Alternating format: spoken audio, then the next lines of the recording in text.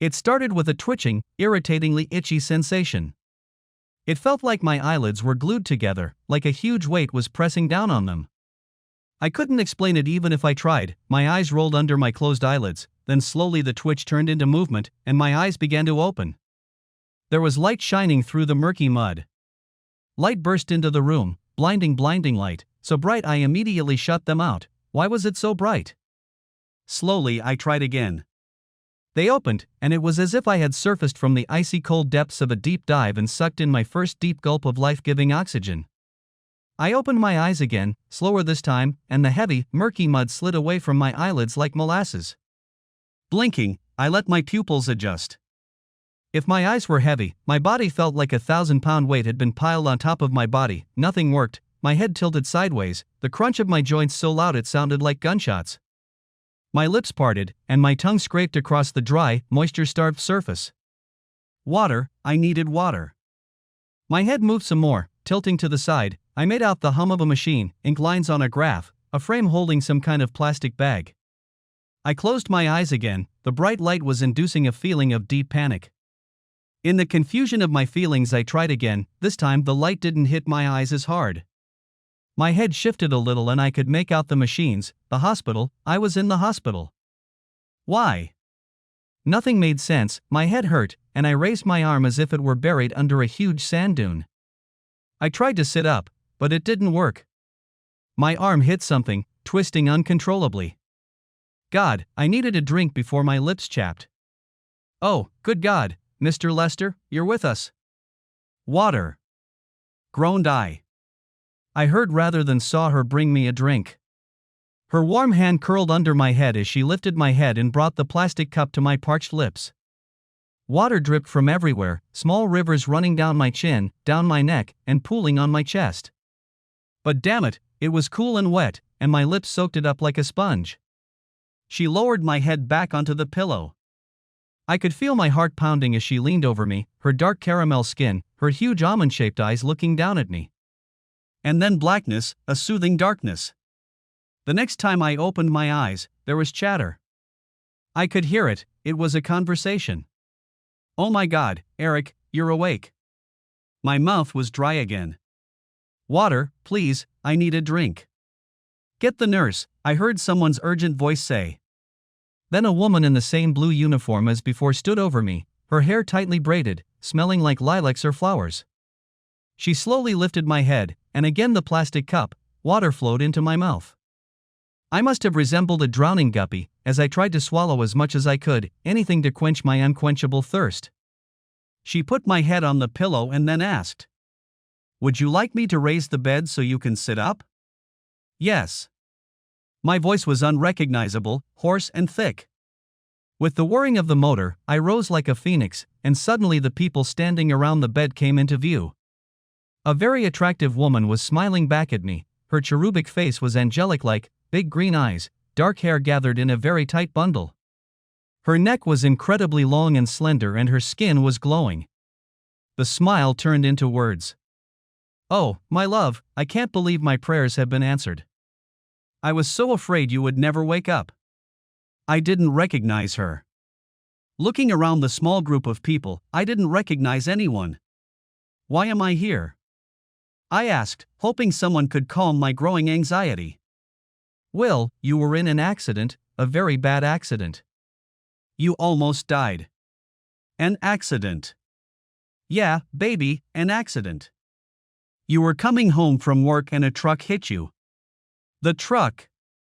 I don't remember. I don't remember anything. The woman looked at the older woman, tears streaming from her eyes. Son, she whispered, don't panic, take your time. You've been in a coma for 9 weeks. It will take time. Coma. I tried to figure out who these people were. They obviously knew me, but I didn't recognize a single person. Unable to sort out my thoughts, I closed my eyes. I wanted peace, time to think, but their conversation interrupted all my desires. Mommy, what's going on? It's like he didn't even know who I was, the young handsome cherub cried in anguish.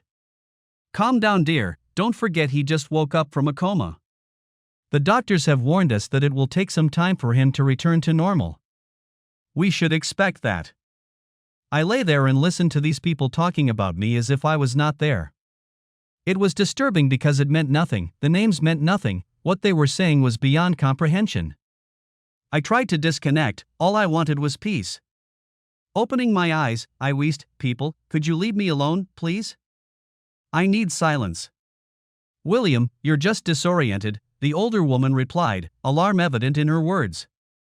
"I just want some peace, please can you leave me alone?" The nurse reappeared and said quietly, "Excuse me, friends, perhaps we should be distracted for a few minutes. Mr. Lester is obviously tired. The doctor will be here shortly. Go get some coffee or take a walk." When there was no response, she said, "Please, I don't want him to get agitated." "But he's my husband," hissed the young cherub. "Just walk around, let the doctor examine him, and then come back." She let out a small crowd, and among them was a young girl I hadn't noticed. I closed my eyes again, enjoying the silence, interspersed with the constant honking of the surrounding cars. I was awakened by the pleasant voice of a nurse. "Mr. Lester, the doctors are here to see you." When I opened my eyes, I saw a young curly-haired man in a white robe, his eyebrows hiding his dark eyes. "How are you feeling, Mr. Lester?" he asked, leaning toward me. "I don't know, I don't understand anything." "Yeah, it can be hard, coming out of a coma. You've been out for quite a while." "I can't focus, I can't remember anything, I can't get my mind to focus." "Yes, the nurse mentioned that you didn't recognize your family." He threw me a questioning look. "You don't remember anything, not your name or the incident?" I shook my head, the noise of clicking joints was in my ears. "Nothing, just emptiness, there's nothing." I see, and what do you do for a living, William?" I closed my eyes to think, but there was nothing there but emptiness. "I don't know." "What about home, do you remember your home?" Shaking my head once more, I experienced an impossible feeling of fear and terror. He took my chart from the nurse. He sat on the edge of my bed and read it carefully.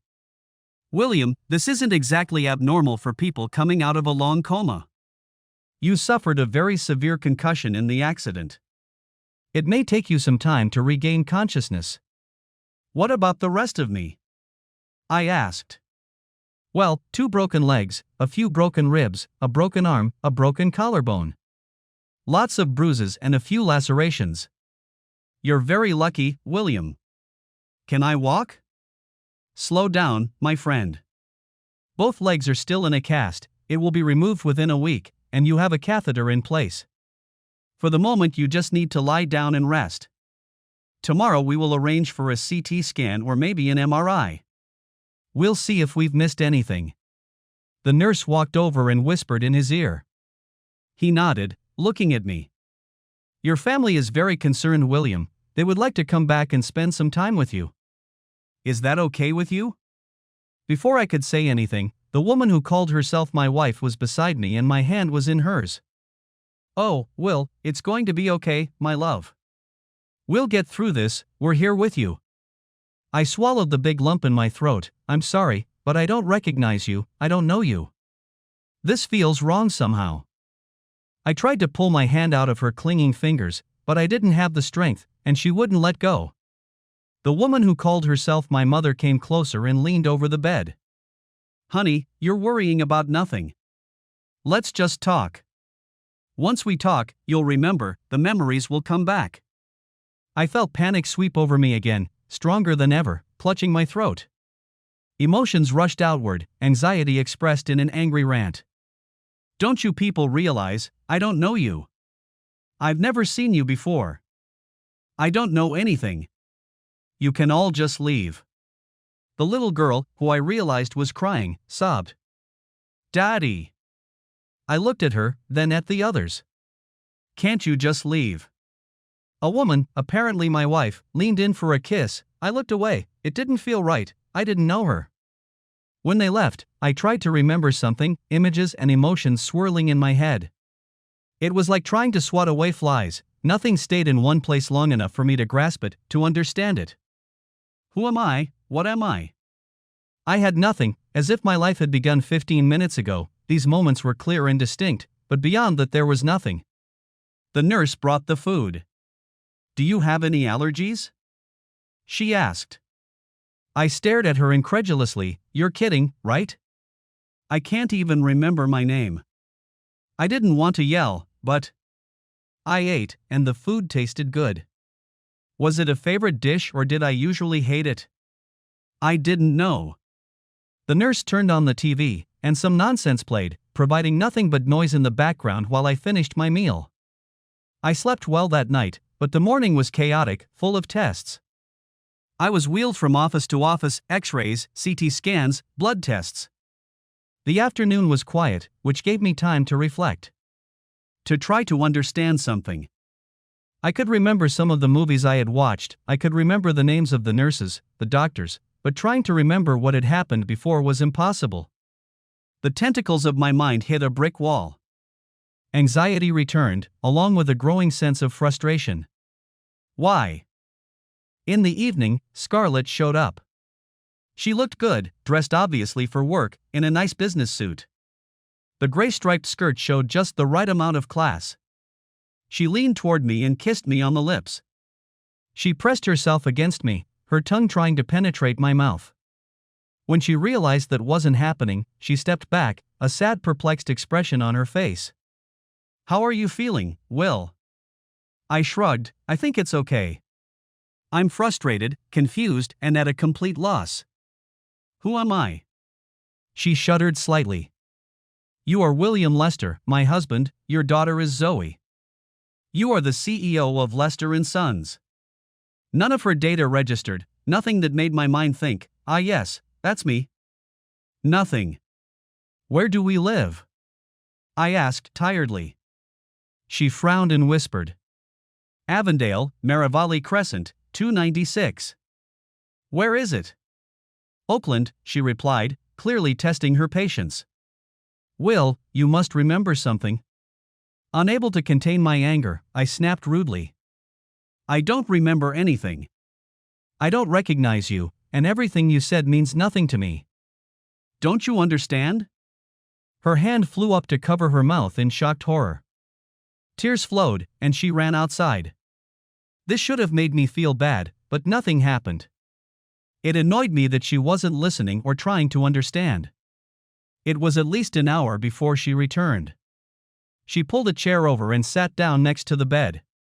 Lifting my hand, she squeezed it tightly. "I'm sorry, my love, it must be terrible for you too, but it hurts to be forgotten. Maybe you should try lying here then?" "Look, Scarlett, I don't know you, I don't know who I am.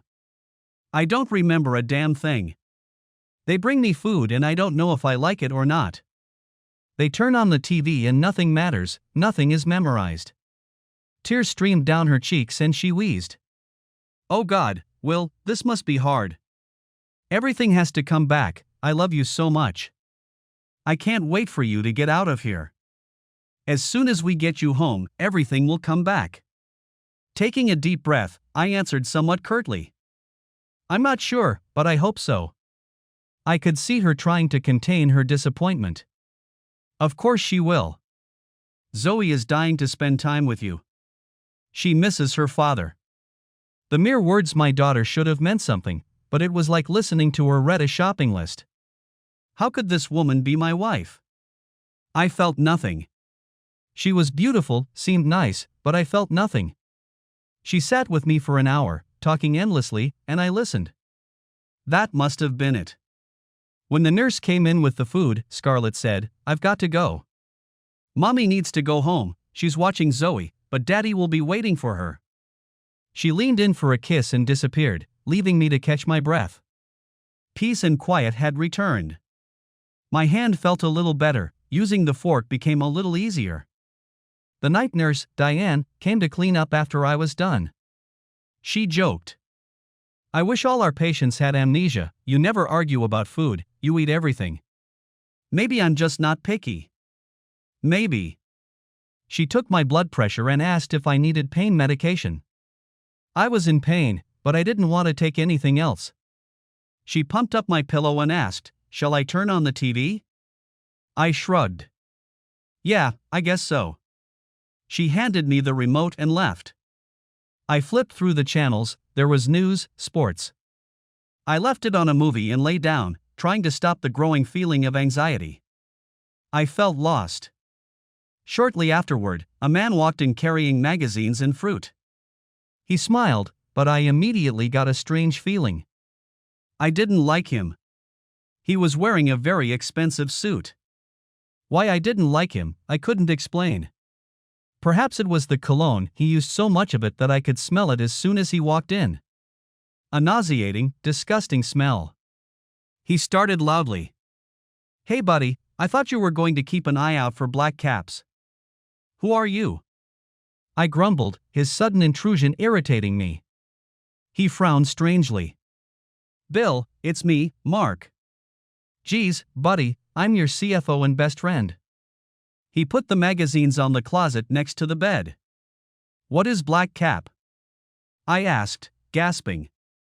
Damn, buddy, you're really in a bad spot.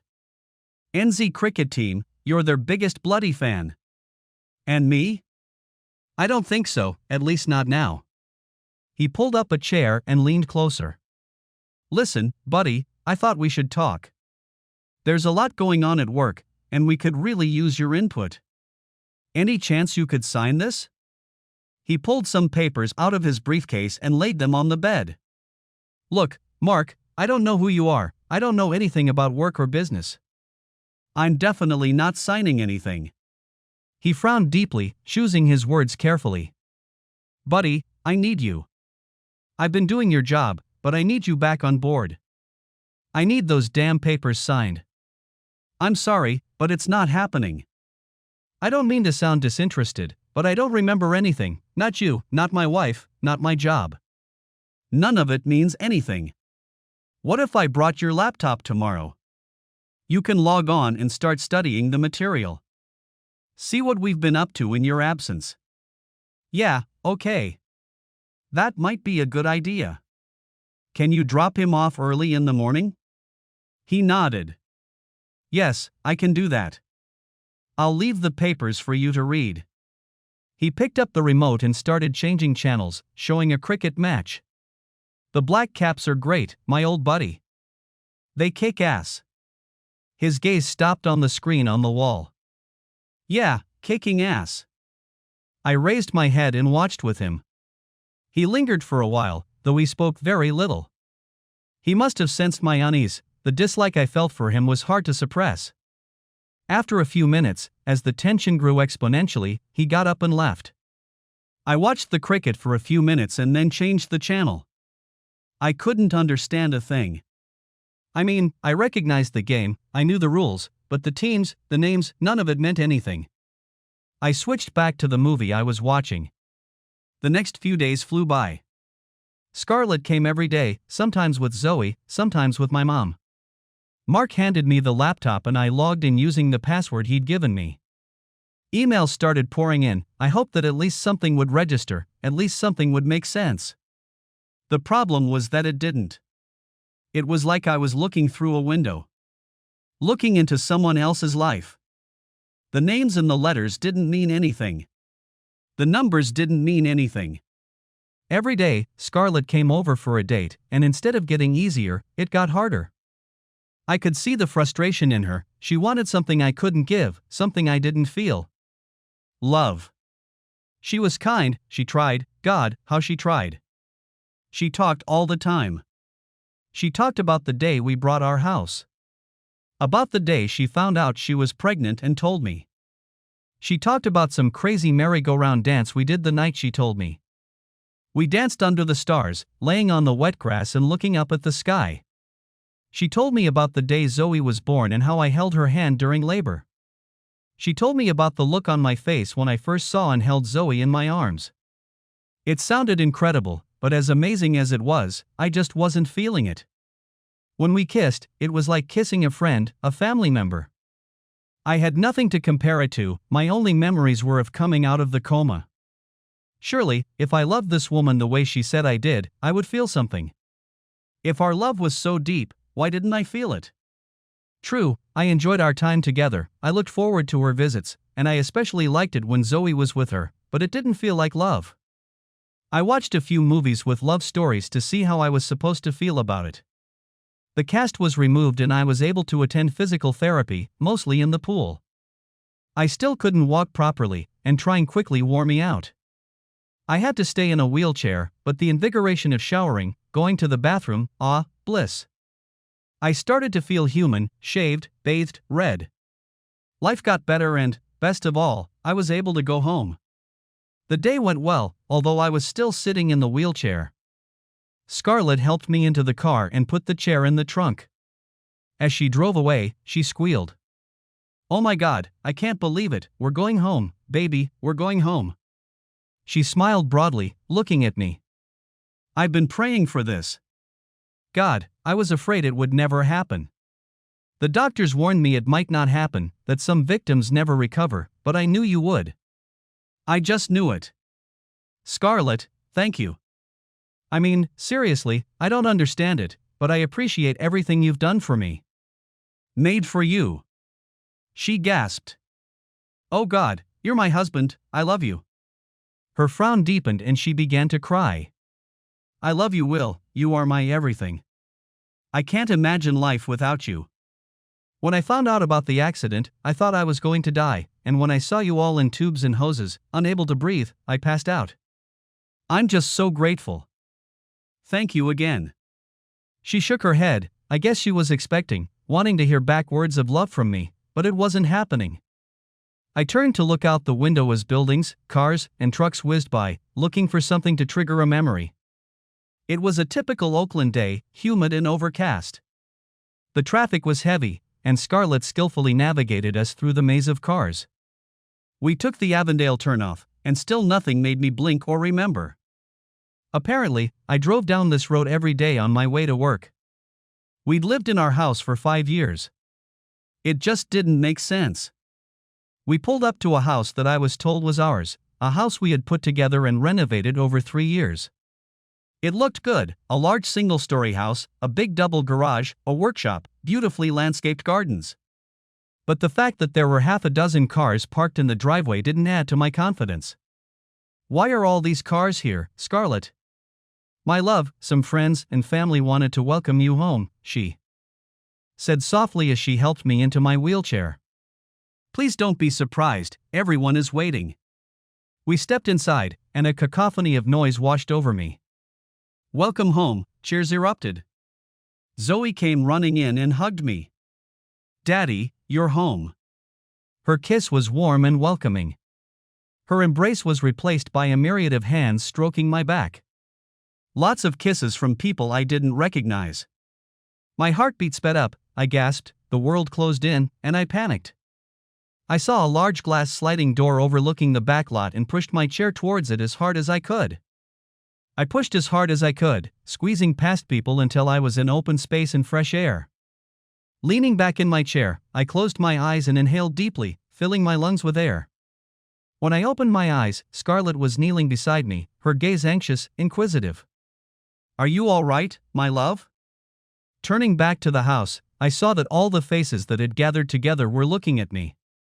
Turning back to Scarlett, I sighed. "I'm sorry, that was too much. I'm not ready for that. Could you please ask them to leave?" She began to cry, slowly at first, but then harder and harder.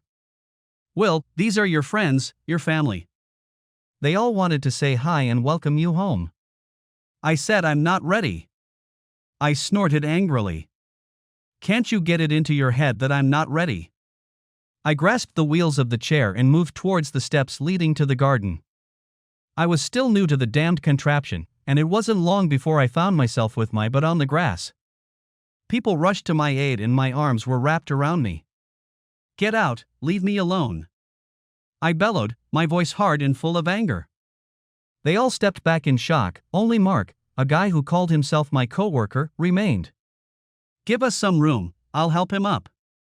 He leaned in close to me, and I could smell his perfume right away. He stank. Leaning toward me, he said, "Let me help you, buddy." "Back off, asshole. I don't need your help." Shocked, he leaned back. Come on, Will, I'm just trying to help. Yeah, well, go help someone else. I don't need you. He sighed rather angrily. Fine, have it your way. I could see the disappointment on his face as he walked away. It was hard and painful for me to crawl into the chair and then roll myself around the back of the garden, out of sight. When no one could see me anymore, I couldn't hold back any longer and began to cry, choking back the sobs that flooded my shirt. I stood there for God knows how long. Eventually Scarlett came downstairs. I felt her shadow fall over me. They're all gone, Will. Okay, thank you. Her voice was full of nervous notes. Are you going inside? No, I think I'll sit here for a while. I felt her shadow move as she looked away, then turned around. I know this is hard for you, Will, but that was fucking rude. Those people are your family. All they wanted was a chance to see you. Yeah, but I tried to tell you I wasn't ready. It wouldn't hurt to be polite. Good God, Mark's been trying to keep the business going through all this. He worked tirelessly to keep us from going under, and this is the thanks he gets. You should be ashamed of yourselves. She walked away, shaking her arms. It was late when I wheeled back up the stairs. I cursed my luck, the damn wheelchair. I was still hopeless with it. Thank God, in less than a month I would be able to walk. Inside I found Scarlett and Zoe at the table eating. A plate was set out for me and I went up and got my cutlery. Scarlett said quietly, Zoe offered to make your favorite dish. The fried chicken didn't taste bad, but as I chewed it, I thought, is this my favorite meal? Hospital food could have been better. The table became quiet, and Scarlett asked quietly, how's your chicken? Good, I guess. She gritted her teeth, clearly expecting something positive. Zoe purred, mine's delicious, Mommy. That's good, honey, we have cake and ice cream for dessert too. Do you want dessert, Will? No thanks, I'm fine. But, Daddy, you like ice cream. Really? I muttered sarcastically. She pouted and lowered her head. Scarlett gave me a sarcastic look and shook her head. Dinner out of the way, I muttered. Where's the bedroom? I think I'm going to bed. Scarlett jumped up and rushed to my aid. When she tried to push the wheelchair away, I snapped back, leave it, I'm not helpless. She stepped back in shock, tears rolling down her cheeks. Will, I just wanted to help. All I asked for were directions. Which room is mine? With a frustrated sigh, she headed down the hallway. Follow me, I'll show you. I followed her as she walked down the hallway and led us to a large room at the end of the hallway. She stepped inside. This is our room, honey. I think I'd prefer my own room, thank you. But we've always slept together, this is our room. Disappointment swept over her, her face tense, tears streaming. I don't want to fight, Scarlett, I just want to be alone. I need to try to figure things out. I need to find some connection to who I really am. You need a connection, she grinned. Well, here I am, what about me? I'm your wife. How's that for a connection? You can try talking to me. I rolled myself back down the hall, the next bedroom was clearly Zoe's. Moving on to the next one, I swung the door open and found a spare room. I'll sleep here. Okay, whatever, she threw sharply as she walked past. I managed to roll the chair close enough that I could climb onto the bed. I took off my sweatpants, t-shirt, and socks and slid under the covers. Lying down and looking up at the ceiling, I pondered what the hell I was going to do. This wasn't my place, I didn't feel anything. I expected to see things that reminded me of my old life. The walls were hung with pictures of Scarlett and me, Scarlett, Zoe and me. Wedding pictures, pictures of Zoe's first day of school. None of it meant anything. It was quite some time before the darkness sucked me in. When I woke up in the morning, I could already hear fussing coming from the kitchen. Scarlett and Zoe were getting ready for their day. I got dressed and wheeled out. Hi, Daddy, said Zoe hesitantly. Hi, replied I. Scarlett said quickly. There's cereal and toast on the table. Will that be enough? I nodded. Yeah, that'll be fine. I've arranged for your mom to come and watch you. She'll be here in about 30 minutes. Call her and tell her not to worry. I'll be fine. Will, she wants to help. You can't stay here alone. I said I'll be fine. Call her. Damn it, you ungrateful bastard. She wanted to spend time with you. She snapped bitterly. And I said I don't want that, so call her. Leave me a number and I'll call you if I need help. Get dressed, damn it.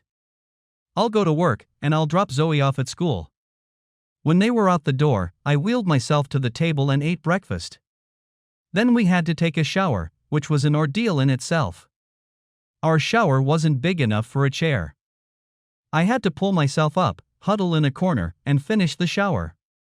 I cursed everything in the world as I struggled to dry myself off and get dressed. I spent a day on the internet trying to find information about who I was. At that point, I felt like a book that had all the pages torn out in the first half. I didn't learn anything I didn't know before. I wasn't famous or popular, so no big deal.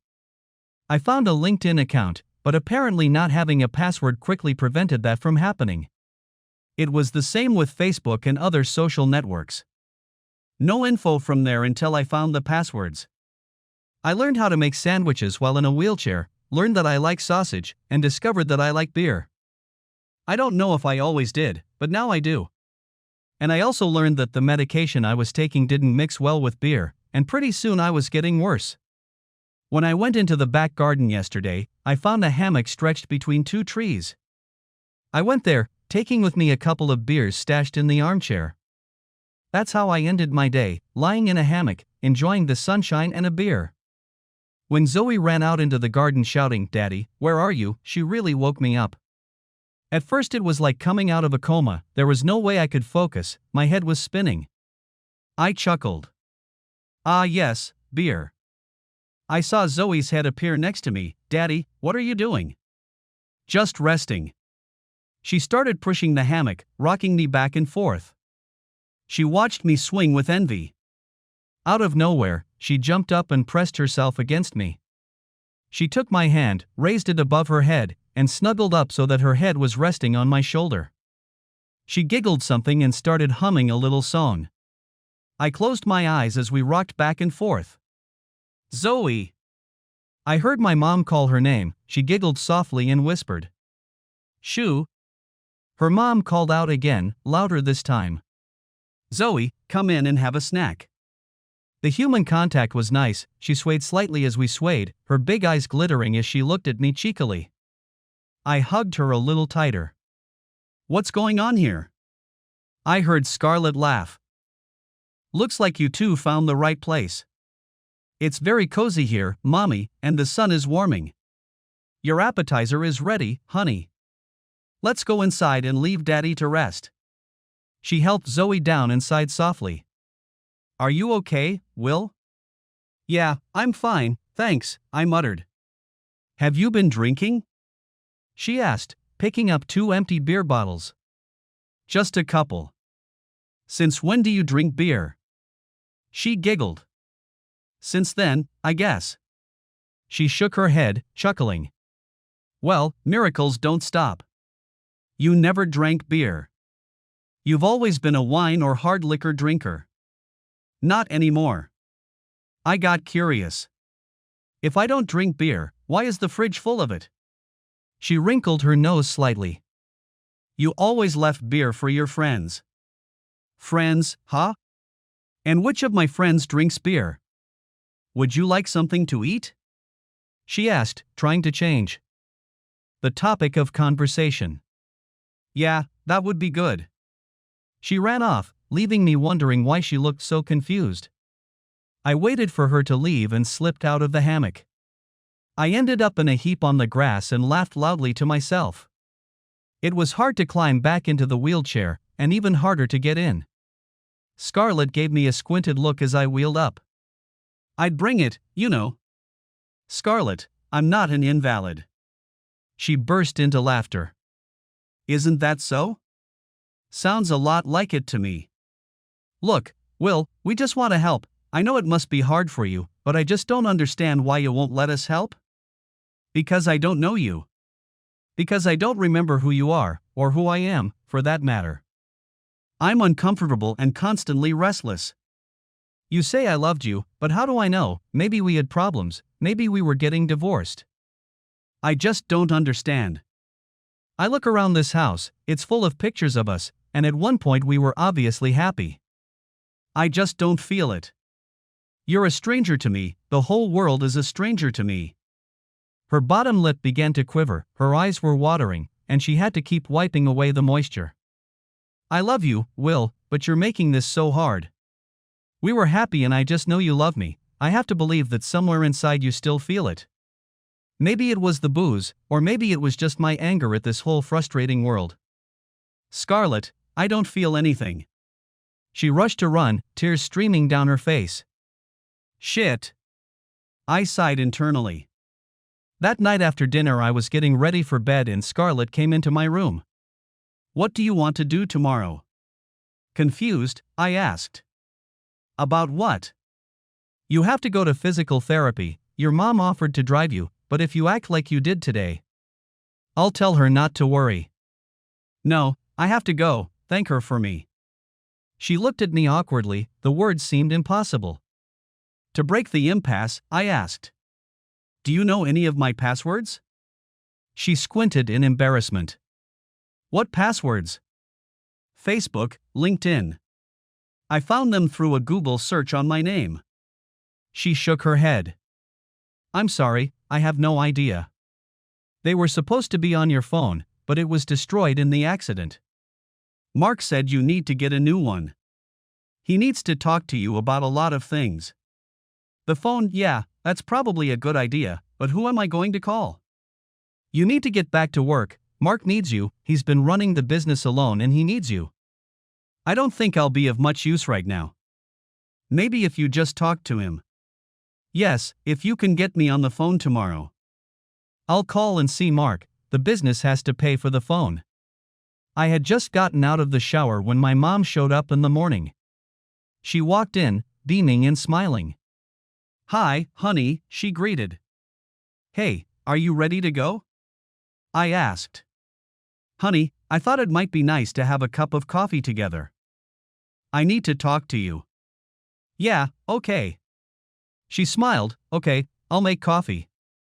Tea for me, please. She frowned. Tea? You've been a convinced coffee drinker all your life. Well, I'm having tea now. Where did you get it from? She asked, confused and concerned. Black, 1 sugar. She took the cups out onto the deck and we sat down at the wooden table. It's like you've become a different person. You know you used to hate tea, always have. I sipped my tea, savoring the slightly bitter flavor. When you can't remember anything but what happened a month ago, you're just trying to find a way forward. I don't know what I liked or didn't like. Nothing surprises me, every day is a new day. A new day indeed. Son, I wanted to talk about you and Scarlett. She's in turmoil right now. She's trying really hard. Why are you pushing her away? Because I don't know her, I don't recognize her scent, I don't smell anything, it's like we're strangers walking down the street. Honey, you've been married for 10 years, she's your love, your best friend. She helped you start your business and became the mother of your daughter. I'm sorry, I can see you're in pain, but I don't recognize anyone, including you. Instead of getting angry, she smiled. Well, I remember you, stinky diapers, sleepless nights, tantrums, laughter and joy. I hope it all comes back to you. What can I do to help? I shrugged. I don't. All I know is that Scarlett pushing me around isn't helping. I can't do anything about it, but everything she says annoys me. Honey, she loves you so much, so very much. The words had dried up, and I had nothing to say. She sighed, stood up slowly, and whispered softly, let's go, okay? The session went great, I enjoyed the pool. There was no strain and I was able to stretch and move my limbs a little without pain. Of course, it was not without pain, the walking frame, the physiotherapist pushing and stretching my legs. After my physical therapy session, a therapist came in who wanted to discuss my psychiatric rehabilitation. She was a little surprised when I told her that there had been no change. "William, how does this affect your relationship with your wife and family?" This is going to sound cold, maybe even heartless, but I have no relationship with my wife.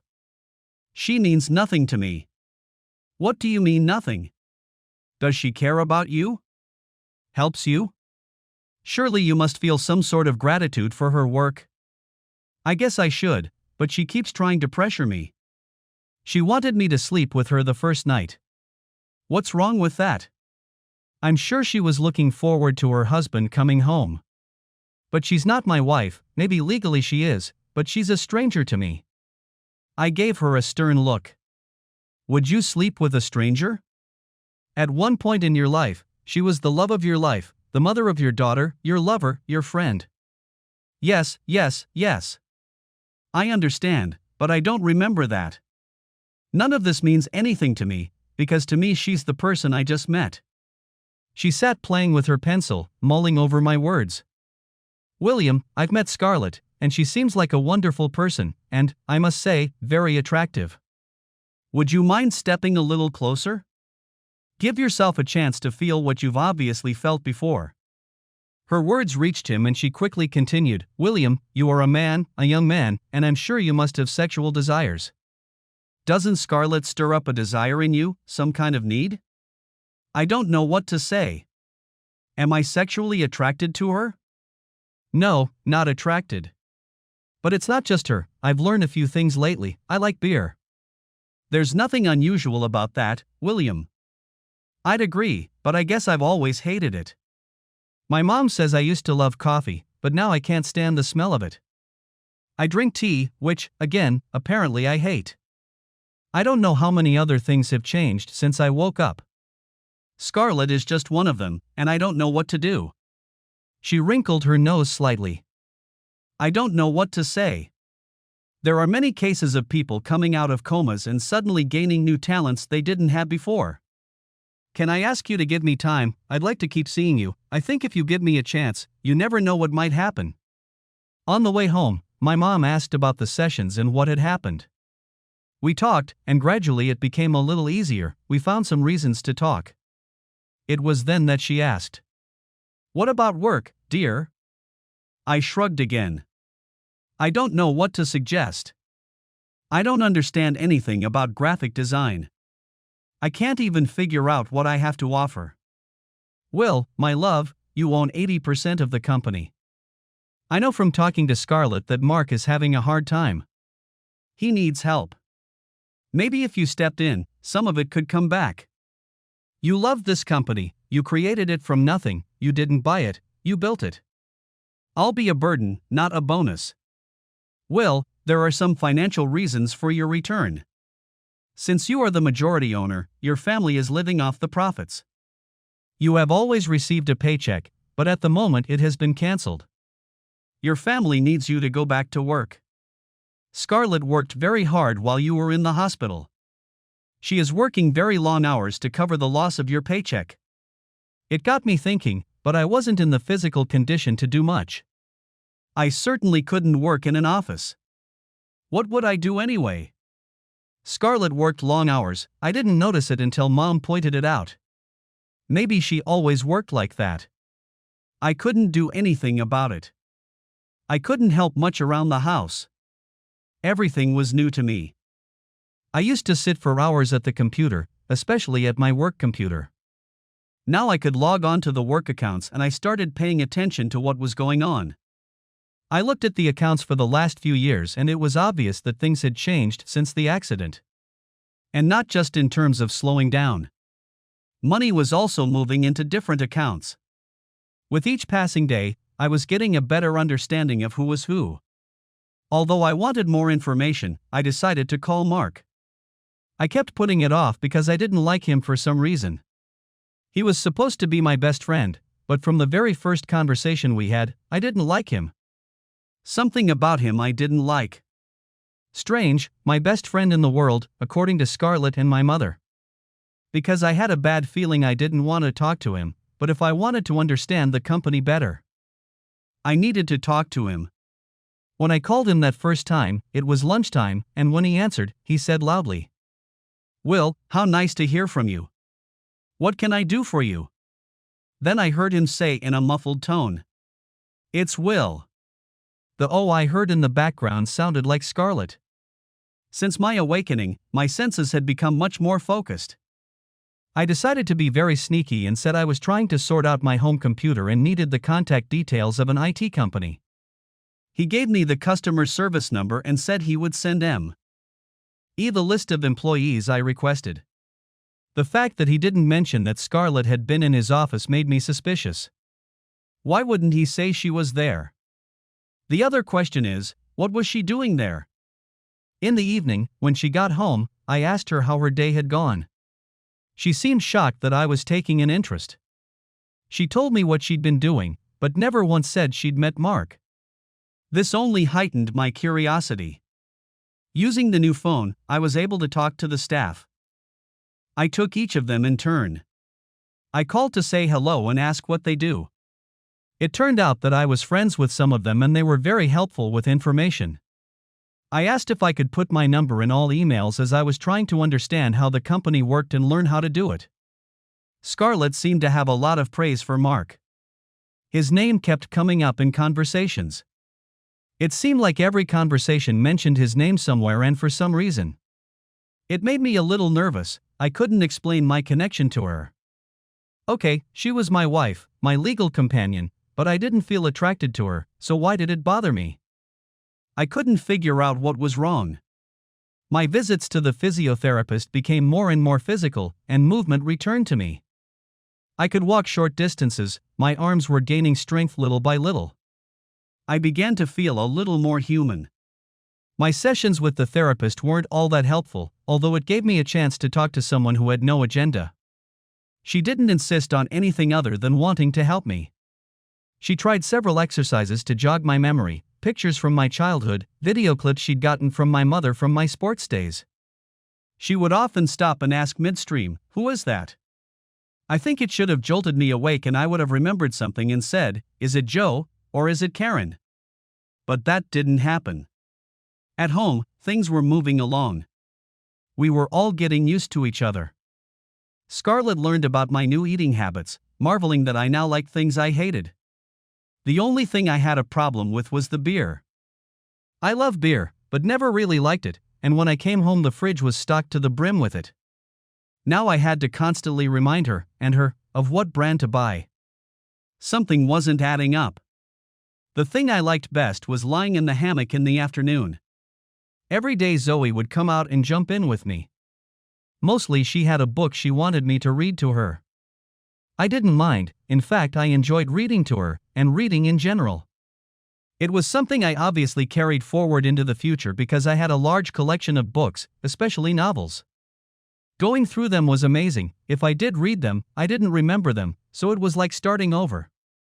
Unfortunately for Zoe, she was trapped, and some days she had to listen to me read her one book. But she didn't complain. She would snuggle up to me and we would lie together while I read to her. Some books with tattered pages that were obvious favorites evoked emotions in me. Whether they were memories or not, I can't say, but it was nice to feel a tinge of anticipation. I knew what was going to happen. Zoe seemed to like it too. She brought cookies and cake. Maybe I didn't feel emotionally connected to Scarlett, but Zoe was different. Maybe it was her malleable nature, the fact that she didn't try to tell me how much I loved her, or she loved me. We just shared each other's company. Helping her with her homework was a joy too. I think some things are never forgotten. Math was easy for me, and helping her helped me to work hard. Looking over the company's accounts, I was starting to get nervous. So many things didn't add up, so many dead ends. I talked to our accountants, and when I started digging deeper, they got nervous too. I was shocked by Mark's angry reaction. "What the hell are you doing, Will?" "Jesus, buddy, I've had accountants on my tail all day." "Damn, buddy, you're creating a nightmare." "Mark, I'm just trying to figure out what's going on.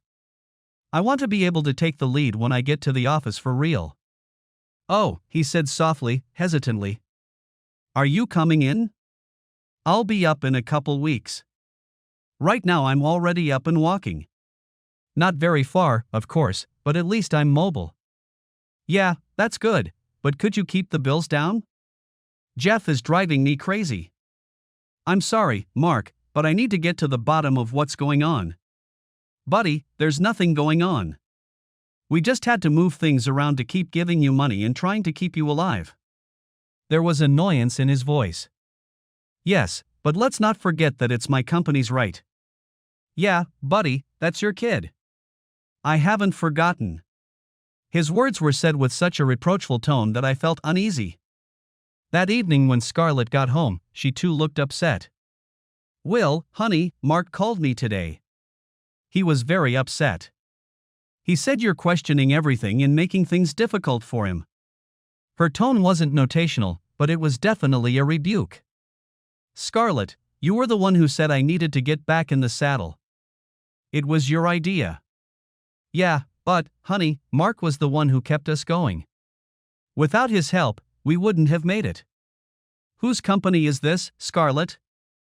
As far as I'm concerned, I started this company. The money was ours. Honey, he had to reorganize his accounts to free up funds to pay us. He postponed some payments and everything. I'm so grateful to him. He did the best he could. He's your best friend. Don't forget that. In that case, he should be happy that I'm showing interest. Yes, he said he was happy, but please, my love, take your time. You're making him feel like a criminal. With a hum, I said. There's a reason for that. She gasped. What are you saying? I'm saying the accounts don't match, and there's something going on here. Shocked, she sighed. Will, I told you he had to reorganize everything. I'm sure some of what he did wasn't exactly legal, but he did it in our best interest.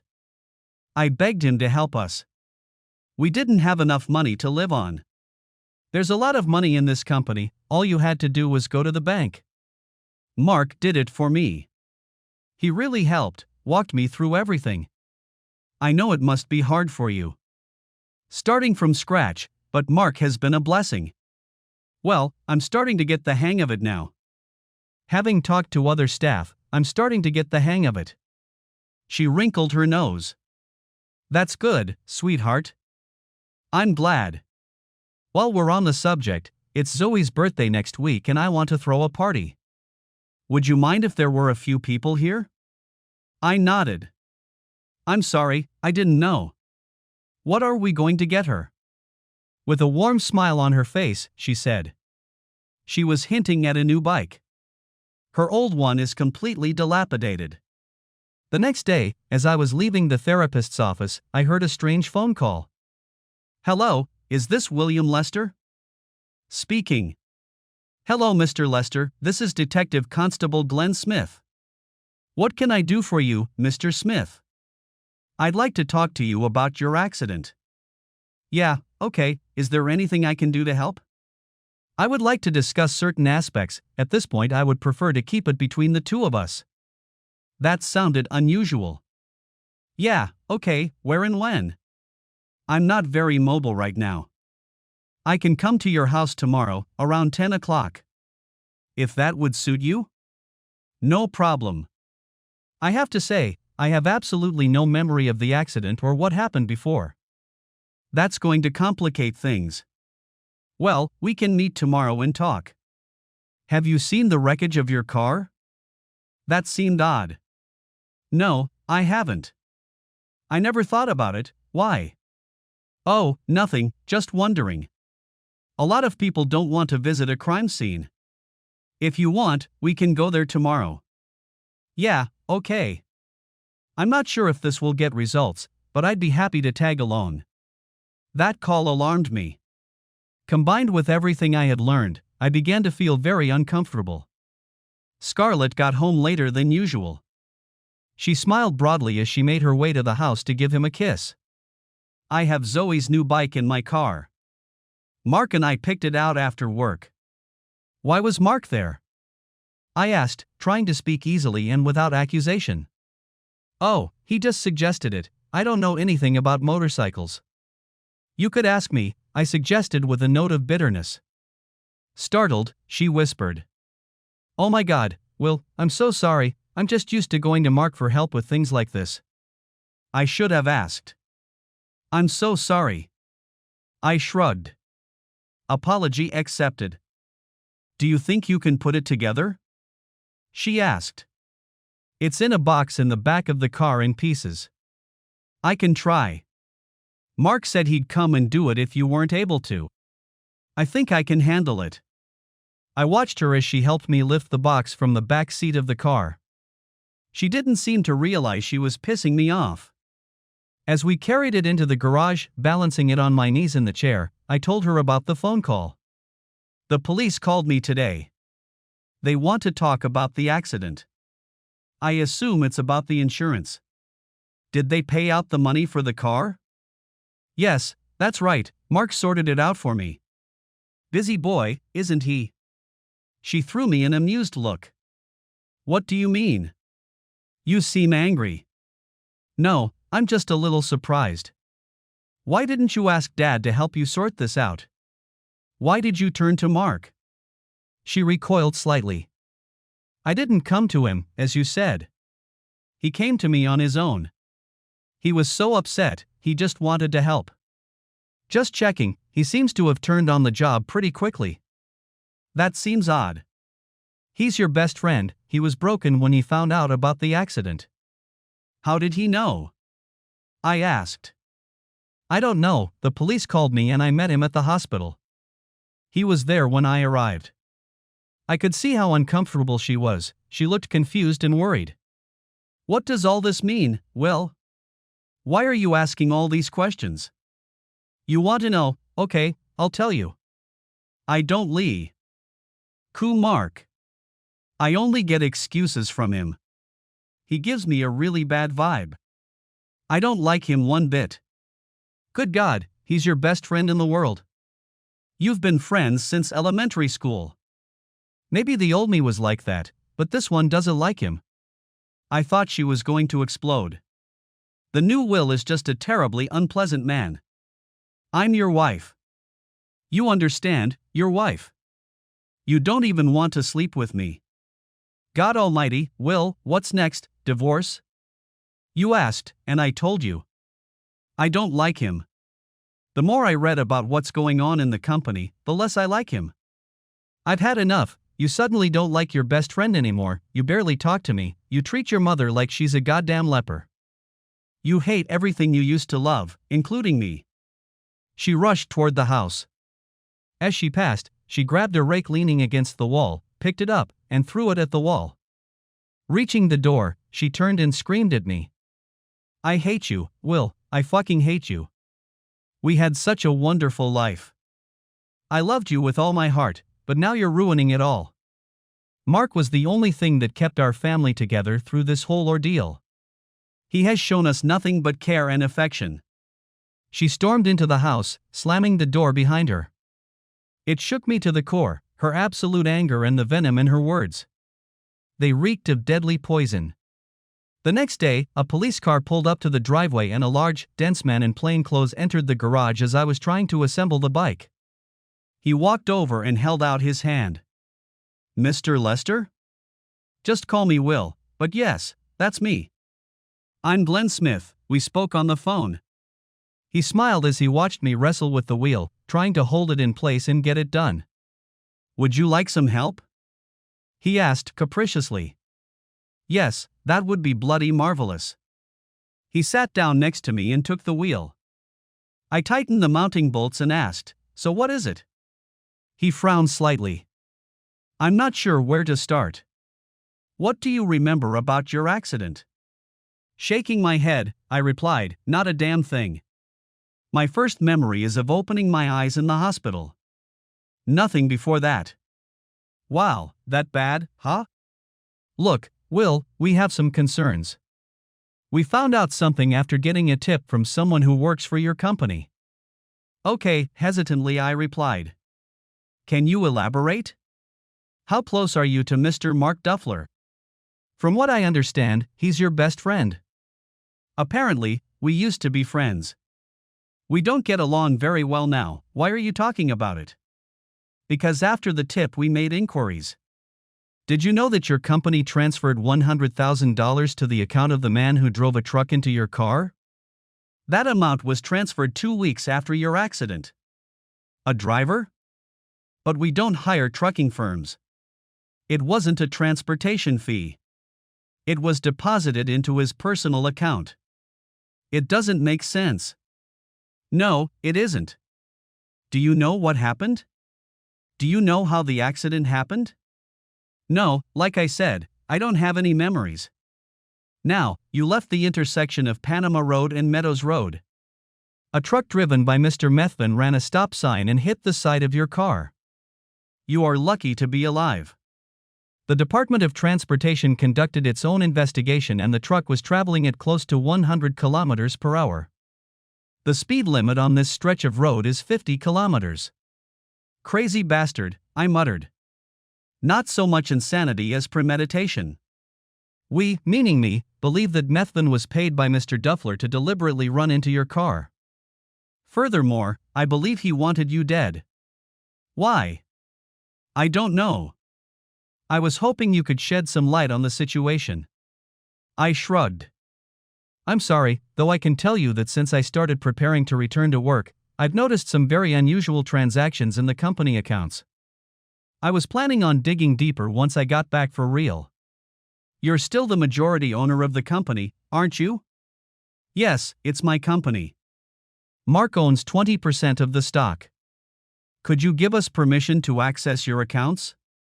Yes, I can, but I think I need to tell Mark about it, since he's co-owner of the company. It's fine, we don't have any problems with it. It will take me a week or so to negotiate and approve all the legal aspects. He helped me assemble the last part of the bike and admonished me. Will, be careful. If I'm right, Mr. Duffler isn't who you think he is. Thanks, I'll keep that in mind. After completely assembling the bike, I locked it in the workshop so no one would see it. My mom picked me up to take me to my physical therapy appointment. As we drove, I quietly asked, "What do you think of Mark?" Out of the corner of her eye, she cast a nervous glance at me. Why do you ask? I don't like him. He gives me the creeps. She laughed in relief. Good God, why?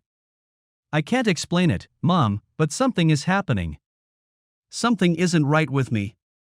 With a soft motherly sigh, she replied, Honey, you're being silly. Mark is your best friend. He really went out of his way to take care of your family while you were in a coma. I don't care, I don't like him. I think he's up to no good. My lord, William. This is simply ridiculous. He came to see you almost every day. He was in your house, helping out. Mowed the lawns, helped Scarlett in the garden, helped financially. He was marvelous. Maybe, but I don't like him, and I don't like the way Scarlett patronizes him. She kept his favorite beer in our fridge. Why would she do that? She comes home and she smells like that damn cologne he wears. She shook her head, a strange expression on her face. Are you jealous, Will? Is that what this is about? Confused by her accusation, I muttered. I don't know, yeah, I guess I'm jealous. She grinned mischievously. I thought you felt nothing for Scarlett? Jesus, she's my wife, not his. Yes, I know, dear, she said comfortingly, stroking my knee. Don't you see, my love, you can't feel jealousy unless you have some sort of attachment. You have feelings for Scarlett, don't you? I frowned deeply, her words cutting me. Her playful smirk didn't help. She was enjoying this too much. Will, my dear. It's only natural to feel jealous. Mark was spending an inordinate amount of time with Scarlett. He's really been on top of things. I'm not sure she could have managed it without him. Her words brought me no comfort. I felt terrible. Seeing my distress, she added, Darling, I know Scarlett well, she is like a daughter to me. She would never do anything wrong. She is not that kind of woman, she loves you. She left for the cafe and I went to physiotherapy. The session was hard, but now I could walk short distances unaided. If I used crutches, I could get around. My days in a wheelchair were over. I walked proudly out of the physio center, yes, on crutches, but not in a damn wheelchair. I couldn't hide a smile, seeing the look of disbelief on my mother's face as I approached her desk. "Will!" she shrieked, jumping up from her chair. "Oh my God, you can walk." "Yes, I will need crutches for a while. I can walk without them, but not for very long." I kissed her cheek proudly and added, "Could we stop by the bookstore on the way home? I want to buy Zoe a copy of Dr. Seuss, it's her favorite book." She hugged me tightly. "Oh my God, honey, this is incredible." "Thanks, Mom." I giggled. She leaned back, looking at me, tears in her eyes. She just stared at me for a moment before squeezing me in her arms again. "Honey, welcome back." At home, I went into my office and immediately got to work digging through the company's accounts. I couldn't find the $100,000 payment Glenn was talking about, but there were numerous smaller payments that went into a different account. The number meant nothing. I couldn't find any mention of it from any of our clients or customers. When I totaled them up, yes, they totaled $100,000. When I dug deeper, I found that there were other accounts without recommendations and money was being transferred into them. The amounts individually were not large, but they were coming in regularly. These amounts came from clients whose payments were split into installments, and a portion of each went into these same accounts. I searched frantically for references, anything that would indicate what these accounts were used for, but there were no supporting references, nothing. Zoe walked into the house and jumped into my lap when she returned. "Hi, Daddy." She smiled like a beacon and slid her head under my arms to kiss me. Her arms went around my stomach as she said, "Love you, Daddy." She jumped down and sprinted out the door. Scarlett poked her head inside. "Hey, Grumpy. How are you doing with the police?" When I looked into her eyes, I saw worry, her brow was furrowed, and she was frantically fixing her hair. It was impossible to hide it, that damn smell again. She smelled like him, that damn cologne. I found out some interesting facts about the accident. Nothing that has been confirmed. She wrinkled her nose painfully, muttering, "The man who was driving the truck has been charged with dangerous driving. They expect him to get jail time." I nodded, "Yeah, it looks like it, although the charges won't just be for dangerous driving." She started, her face losing color. "Really, this is good news. I was so angry when he got bail." "I'm going to get started on dinner," she added before walking out. I decided to tell Mark about the upcoming police investigation. I dialed his number and he answered immediately. "Hey buddy, what's going on?" he said cheerfully. "Mark, I thought I'd better warn you. I met with the police today, they are investigating the company." "What are you talking about, police?" "Nobody told me anything. They came and saw me today. I thought I should warn you. I gave them permission to access our accounts." I heard a sigh. "Oh, for crying out loud, Will. Wah. The hell did you do that for?" "Because they asked," I replied with some unfathomable sense of pleasure. "But why the hell is all this happening?" "I don't know exactly, they have some inquiries about payments and customer funds." "Oh, shit," he hissed angrily. "Are you trying to sabotage or bankrupt this company?" "Jesus, Will, who were you talking to?" "Detective Constable Glenn Smith." His voice changed instantly. "I'm sorry, I have to go. I'll call them now and see if I can straighten things out." "Yes, you do." I chuckled slightly, but when I looked up, Scarlett was already leaning on the doorjamb and looking down at me. "What was that?" "The police are investigating the company. I allowed them to get into our books today." She covered her mouth with her hand in shock. "Oh my God, are we going to get in trouble?" "Well, there is someone. All the transactions they're interested in happened recently. It's Mark they're investigating, not the company." She staggered back into the hallway. "You've got to be kidding me. Mark has been trying so hard to keep the business afloat. She gave me a sarcastic, accusing look. He said you left it in a terrible state. Her defense of him annoyed me. Jesus, Scarlett, the books don't lie. Before my accident, the company was in good shape. We were in great shape. Since I went into a coma, the company has been slipping out of hand. But it was done so he could help us. He was giving us money so we could help.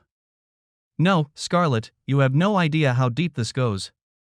He's been transferring money to unknown accounts, and we're not talking about hundreds of dollars. We're talking hundreds of thousands. Oh God, Will, that can't be true. He's been a pillar of strength for me. I could see the worry in her eyes, and it was annoying. A question burned in me, and I had to ask it. Scarlett, are you sleeping with Mark? She staggered again, grabbing desperately at the doorframe, but she didn't have time to recover. Her face flushed, her breathing came in short gasps. She stepped forward, and I felt the stinging slap of her open hand. Fuck you, Will. What the hell did you say that for? My God, is all this animosity toward Mark and me motivated by jealousy? Will, I've never cheated on you. Rubbing my scarlet cheek, I said quietly. Scarlett, you seem to be in love with Mark. You talk about him all the time, spend a lot of time with him. You visit his office. I found out from my mom that he stayed here on weekends while I was in the hospital. You idiot, he slept in the spare room. He only stayed because I felt so lonely. He was just being a good friend. I guess we became close, but only because I needed his help. Digging around inside myself, I spit it out. Scarlett, be honest. Tell me the truth, if you really slept with him, I want to know. If I find out from someone else, I'll be very angry. Her faded face stared at me expressionlessly, and her words were nothing more than a whisper. Will, I promise. Nothing happened. We cuddled a little, but he was just comforting me. I stood up and pulled her to me. She wrapped her arms around me tightly, panting. Are you standing? Yeah, no more strollers. Her arms wrapped around me tightly and she pressed herself tightly against me. Earlier, you called your mother Mom. Are you starting to remember something? No, but I'm starting to sort out my feelings. There's no point in fighting it.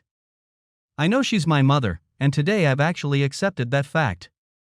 I don't know why, I can't explain it. What about me, Will? What about us? There was desperation in the expression on her face, urgent and questioning.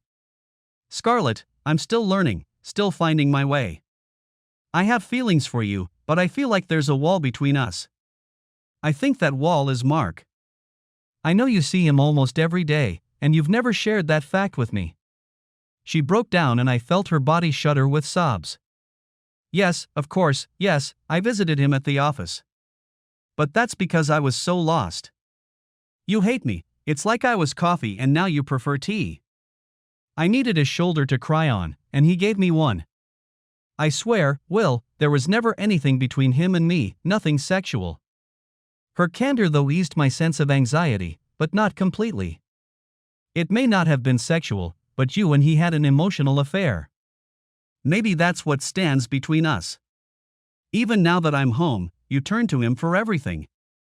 I'm sorry, Will, you're right, I was leaning on him, and I should have talked to you, but you made it so difficult that it was impossible for me to talk to you. You've shown me nothing but contempt, disdain. You snap and bite at everything I say. I didn't feel like I could talk to you, you turned away from me every time I tried. Scarlett, if we want this to work, we need to start being honest with each other. I'm lost, and my mom pointed out to me that if I can feel jealousy, there must be something behind it, and I think she's right. She nodded, her wet cheeks rubbing against my chest. Oh, honey, that's all I want. I want us to be like we used to be. This is the hardest part for me, Scarlett. You have these memories. You keep talking about the past, about these memories. Don't you realize, I don't have that luxury, I don't have those memories. I have nothing. My first memory is how I opened my eyes in that hospital, it's like my life started then, and I have nothing else. I felt her arms tighten around me, pulling me tightly against her, and the embrace was full of emotion. "Scarlett, I'm not sure what's going to happen. I'm not the same man I used to be, you remember? But you're my wife, and I know I'm experiencing feelings I can't explain." "Feelings?" she purred. "What kind of feelings?" "I can't explain it to Scarlett. Remember, I have nothing to compare it to, it's a whole new experience for me." "I'll take what I can get," she sighed. We stood, hugging tightly, and I could feel her heart beating against my own. It was strange, hugging someone so tightly, the emotions were so strong. It felt like our hearts were beating in rhythm, like we were synchronized. We had to separate, and when we did, she sighed. "Dinner will be ready soon, come out in about 15 minutes. As I walked out on my crutches, I heard Zoe sigh. "Daddy, you can walk again." She jumped off the chair and nearly knocked me over in her impulse to hug me. The love in her eyes made my heart swoon. I couldn't take her in my arms. I staggered to a chair and sat down so she could jump into my lap. To hold her. "I love you, Daddy." I kissed her cheek, unable to hold back, and replied, "I love you too." When I said those words, I shuddered. I really did love her, she clung to my heart and wriggled in it, and it felt so good to say those words. "I love you so much." It was hard to read jealousy, happiness, confusion on Scarlett's face. You could see it all. We were halfway through dinner when Scarlett's phone rang. She glanced at the caller ID and jumped up. As she ran down the hall, I heard her say, "Hi, Mark." She came back about 20 minutes later, looking sad and a little confused. After Zoe went to bed, Scarlett sat down next to me. "Honey, can't we do something to keep the police out of this case? I know Mark has wronged you in some way, but please, honey, remember that he's always been your best friend and tried to do the right thing for us." Why was she so protective of him? Why was what Mark wanted so important? Her concern for him only made me angrier. "I'm not sure about all of this, Scarlett. He's made some very questionable decisions. I'm not talking about stupid mistakes. I mean really bad decisions. Will, I just find it hard to believe. He loves you like a brother, he's been with us through everything." "Yes, you've convinced me of that on more than one occasion." I watched her flinch, my words sounding like a slap. "Scarlett, if the police are right, you'll start to realize that he's not who you think he is." "What happened?" "You have to tell me." "I can't, it's all circumstantial evidence, speculation. We have to let the police do their job, finish the investigation." "God, you make it sound like he's a criminal, so awful." I grabbed a beer and moved into the living room to the couch, and she came over and sat next to me. She lifted my arm over her shoulder and pressed herself against me. "I love you, Will. I always have. I was terrified after the accident. Every day I'd come and sit with you, talking, praying. Sometimes I'd just lie on the bed so I could feel your heart beating. When you came out of the darkness, I was so shocked." She tilted her face toward me and kissed me, softly, gently, and with tenderness. She took a deep breath before adding, "But then, when you didn't recognize me, showed no emotion, not even a hint of interest. God, you didn't even take my hand." I wasn't just shocked, I felt like you'd stuck a big pin in my balloon and burst it. "I resented you, at least Mark was talking to me. And the other day in the garage, I felt hatred for you in general. I know it hasn't been easy, Scarlett, but work with me. I want to fall in love with you all over again. I feel things today that I didn't feel the day before. I also recognize myself, you know." We cuddled for a while longer before she got up to make us drinks. She sat down next to me again and handed me a cup of hot cocoa. Seeing my nose twitch, she sighed obediently. "Oh God, no, don't tell me you don't like cocoa." I smiled. "I didn't say that. I just didn't recognize the smell." She sat back down and watched me carefully as I sipped the hot drink. I enjoyed the taste of it as it delicately assaulted my taste buds. It's nice. I like it." She smiled. "Thank goodness for that." She nuzzled into my arm again, and we ended the conversation in a pleasant silence. But the emotion was palpable. It felt like she wanted to talk about something. I waited for her to tell me what was on our mind. Putting the cups in the sink, Scarlett whispered, "I'm going to bed. Don't you want to sleep with your wife?" I returned her cheeky smile. "I'd like that, I really would." She came over and helped me stand up and waddle down the hall. Early the next day, I was watching an advertisement on TV and saw an ad for an exercise bike. It got me thinking, a real bicycle would mean that Zoe and I could bike together. Then I thought that if Scarlett had a bike like that, we could all ride together and it would be something we could do together, a little adventure. That became my daily task. Mom giggled when I explained my goal. "I'll come pick you up and we can go shopping." She giggled. Much later, I heard a knock on the front door.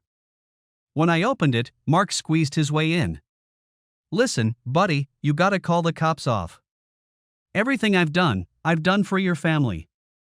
All I was trying to do was make sure your family has food on the table, has money to live on, and that you don't lose your house." I swayed on my crutches as I listened to his rant. He was on a knife edge. He was so tense and agitated that I was afraid he was going to explode at any moment. I had never seen anything like it. His eyes were huge, bulging, and he was thrashing around like a mad, terrified animal, like a cornered lion. Trying to calm him down, I tried a gentle approach. "Mark, I didn't call the police. They came to me on their own. I can't call them off. Buddy, you have to listen to me. If you don't give them permission, they'll have to go to court to get access to our books. That will give me time to make things right." "Mark, I can't do that. I've already given them a signed statement." I tried to speak calmly. He started pacing again, banging his fist against my fist, breathing shallow and ragged. "Will, we're buddies, we've been buddies for a long time, you gotta help me, buddy, you gotta buy me some time." Out of nowhere, he slammed his fist into the wall, recoiled, and, kneading his hand, growled. "Damn, buddy, you gotta help me." "Mark, I can't. What's done is done." He stared at me, his face a distorted mask, misery and uncertainty etched in every feature of his face. He started pacing again. "Will, buddy, you gotta help me, I screwed up. If you give me some time, I can fix it, I just need time. You need to call them. Tell them it's okay." He didn't understand anything, he was completely insane. Saying the same things, repeating the same things. I was scared, he was definitely having some kind of psychotic attack. "Mark, go to the police yourself, talk to them." He rubbed his eyes sharply, digging his knuckles in deeply, he was in pain. I tried to explain. "Mark, the truth will come out eventually, you can't stop it. If you did something wrong, be honest, tell them the truth. I will support you." He turned and stood directly in front of me, his face softening. "Do you think they'll listen?" "Yeah, sure, talk to them before they talk to you." He started pacing again, tangling his hands in his hair and tugging angrily. "No, they'll never believe me.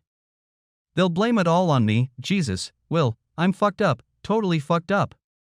Talk to me, Mark, explain to me what happened. It can't be that bad." "Bad? Jesus, Will, it's worse than bad. Jesus, I'm totally fucked, I'm totally fucked." "Why, what happened, what did you do?" He stared at me, anger and resentment replaced by anxiety. Then he just ran out the front door. I heard his car screech as he sped down the road. I knew he was stealing, but I didn't understand why. The missing money wasn't hard to spot. For a smart guy, he did a lousy job of covering his tracks. Maybe, if the cops are right, he was obviously counting on me getting killed in the accident and he'd be able to cover up most of it, blame it on me. The next day was Zoe's birthday, and Scarlett and her mother did a great job of organizing it.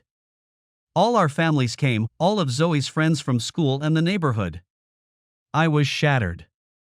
I tried to help as much as I could, but most of the time I had to sit while Scarlett organized the games. Then it was time to open presents. Zoe began, like an out-of-control chainsaw, shredding all the paper wrappings.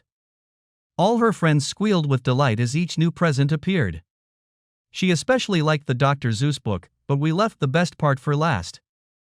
She'd hinted to Scarlett about the bike many times, and when she thought she wasn't going to get it, the realization came, and she looked a little deflated, a little sad. Scarlett cast a cheerful glance at me, as if asking, "Are you going to show her?" I giggled as I led Zoe into the garage where 3 motorcycles were parked. She squealed so loudly she didn't know who to hug first. All her friends were jumping up and down too. Even Scarlett was at a loss for words. Walking over to me, she said quietly in my ear, "Why are there 3 bikes here? This will be a good workout for me." "I was hoping you'd want to keep us company," I replied. Her face blurred into sobs. "Yes, God, yes. I'd love to." When she wiped away her tears, her voice took on a soft warmth, a token teasing note that I hadn't experienced before. "You know, it was very thoughtful of you to include one for me." "Well, unless you mean I need to lose a few pounds." "You, lose weight? Don't be ridiculous. You're beautiful just the way you are." Her radiant smile spoke for itself. She wrapped her arms around me again and kissed me. "I love you, Will." The party was coming to an end, most of the kids had left, only a few close family friends remained. There was a loud crack at the entrance, and then Mark burst into the yard, drunk or high. He tore towards me, yelling, "Fuck you, Will, I'm not going to fucking jail." He pounced on me, knocking me to the ground. My crutches flew apart and he was on top of me, screaming and throwing spit as he shouted in my face, "Fuck you." Someone pulled him away, and Scarlett rushed toward him. When he saw her, he started yelling at her. "Fuck you too, bitch. You were supposed to be mine. All I wanted was for us to be together. I fucking love you, Scarlett, don't you understand?" He tore wildly at the restraining hands that bound him. "I fucking love you, it was all for you. We were supposed to be together, Scarlett, I've always loved you. You shouldn't have been with him, you should have chosen me." She cried loudly, sobs shaking her body. "Mark, you're out of your mind. You know how much I love Will." "Oh yeah, everyone loves fucking Will. Fucking asshole." He tried to break free from the hands of the onlookers, who pulled him away from me and held him in their clutches. "Let me go, motherfuckers." The chaos only intensified when he heard the sirens. That's when he completely flipped over and started throwing punches with his arms and legs in an attempt to escape. Scarlett flew into the air as he hit her with a careless move. The others piled him on the ground, trying to get him under control. When the commotion started, Zoe dived into my arms and clung to me and I hugged her tightly. "It's okay, sweetie, it'll be over in a minute." It was madness. I watched Scarlett frantically trying to get to her feet as she looked around at the crying faces for Zoe. When she saw her in my arms, she rushed over to us and knelt beside us as we all embraced. She sobbed loudly. "Oh my God, I didn't know, Will, you have to believe me. I didn't know." I hugged her and Zoe kissed her. "It's okay, Scarlett. I believe you." After the recent police visit, I realized what kind of man he is. She frowned deeply. "What do you mean?" I explained the story about the payments and the driver. The day turned into a long one. Mark was dragged away by the police and he was yelling at the top of his voice, "Scarlett." He called out to her over and over again. "I'm sorry, Scarlett, I love you." Finally they managed to shove him into the back seat of the police car and the sirens faded into the distance. He was remanded in custody pending a psychiatric evaluation. When the noise finally died down and all our friends left, Zoe, Scarlett, and I gathered together. "Will, I'm so sorry, God. What an idiot I am, I feel like a complete ass, so damn gullible." "Forget it, Scarlett. He's determined to fool you, and all of us for that matter. I think he's going to end up in deep water. But he tricked me, Will. I never saw it coming. All this time he's been stealing and trying to ruin everything. Luckily, he didn't make it." "I thought you were in love with him." "What?" She gasped. "No, I mean he snuck in on me unnoticed, and to be honest, I was fooled by his sweet talk and false friendship. I let him get close. She took her eyes aside. I guess I fed his fantasy, I flirted with him. I mean, I'm only human. I was lonely, I was alone, and you were knocking on death's door. I needed someone, Will, but I didn't love him, I never cheated. It took the police about 3 months to unravel the whole story. He had a serious drug problem. He started using and went on more and more binges. His psychosis was fueled by methamphetamine. His obsession with Scarlett had been going on for years, right up until we first met. The hardest part was the company.